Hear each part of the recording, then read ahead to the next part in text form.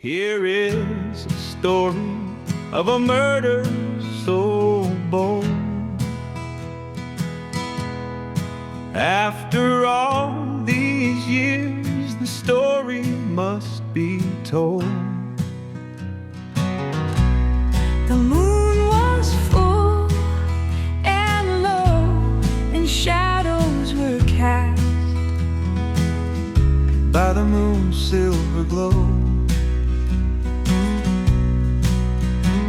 George sat in his hotel lobby with friends gathered round, when in the quiet night came a shattering sound. A bullet pierced the window pane and found its mark in his neck vein.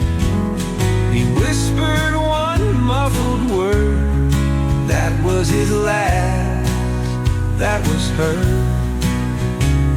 As poor George lay on the floor dying, his Amarilla came from the kitchen crying. Witnesses saw a dark figure in black disappearing as he ran down the track.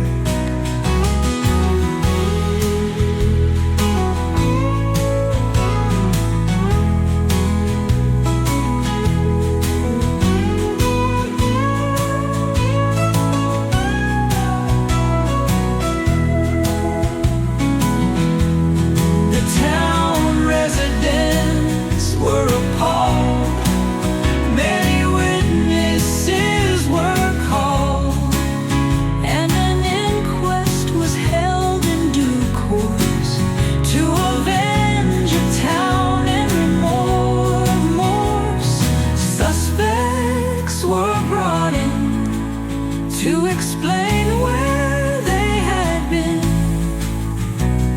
A guy called Bebo was charged with a crime, but after the trial he was released in due time.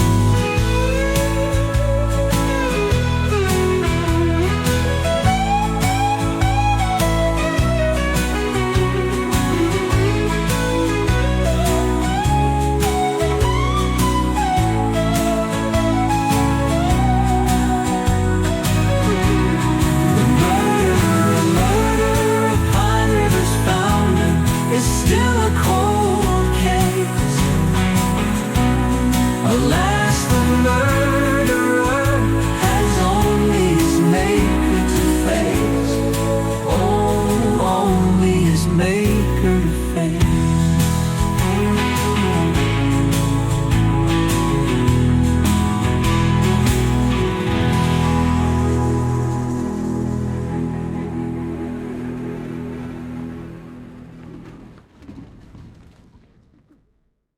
Greetings, everyone. I'm George Angus Barclay. I guess I'm credited with being the founder of Pine River. I'll take credit for that, by George. No pun intended. I guess there's not much dispute about that, is there? So I hear you're all interested in learning a little more about me. Okay then, there's a whole lot to tell. I had a rather interesting life, if I do say so myself. But I'll keep it brief. I'm a Scotsman, and proud of it. Of course, I was surrounded by Swedes, Norwegians, and Indians. Not many of us Scotsmen around back then. They called me fiery, but I think I was pretty easy to get along with. Unless you didn't pay your bill, I had more than one run-in about that. My mother died when I was young, and I mostly grew up in foster homes. That's probably why I joined the Army on my 18th birthday.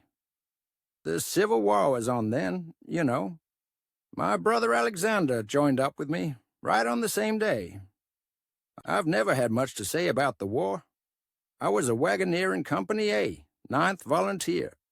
My brother probably had it worse than I did.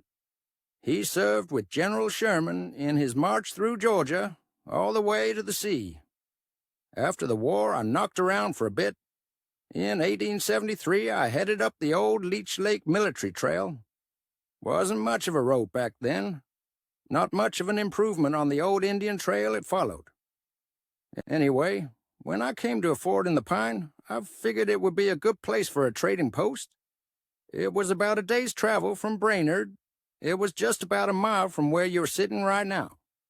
I built that little log trading post with the help of McNamee. He was a hell of a good Indian. We worked together for several years. I traded mostly with the Indians back then. I gave them guns, knives, and tobacco. They gave me furs, game, snake root, and such. All kinds of stuff from the forest. I had a good market for that in Brainerd, and even St. Paul. After about a year, I moved about a mile north to higher ground, right about where the depot still stands. That was in 1894 that I built the Barlcay house. That was before the railroad came through and before the lumbermen came swarming in. They called my hotel the White Elephant. It was big, considering there wasn't much else in these parts back then. It had a bar, a store, kitchen, and card room, plus all the rooms upstairs. The Brainerd Dispatch called it as fine a building as would be in a town of 5,000. Within a year, the Brainerd and Northern Minnesota Railway laid their tracks right through my property. Business was booming after that. I suppose you want to hear about my wife. Amarilla was a hotsy-totsy, and I don't mind saying so. I had a lot of competition for her, I'll tell you. She was the first white woman north of Brainerd for 15 years. Until Alice Leaf came to town, she was the only one. She was an independent woman, industrious too. She had to be. Her mother died when she was very young. Yup, it was mostly Indians in these parts back then. She got along just fine with the Indians. They never gave her the least bit of trouble. Until after the white men came with their firewater. White or Indian didn't matter. We tried to stay clear of all of them when they were on a toot. It could get rough at times, you betcha.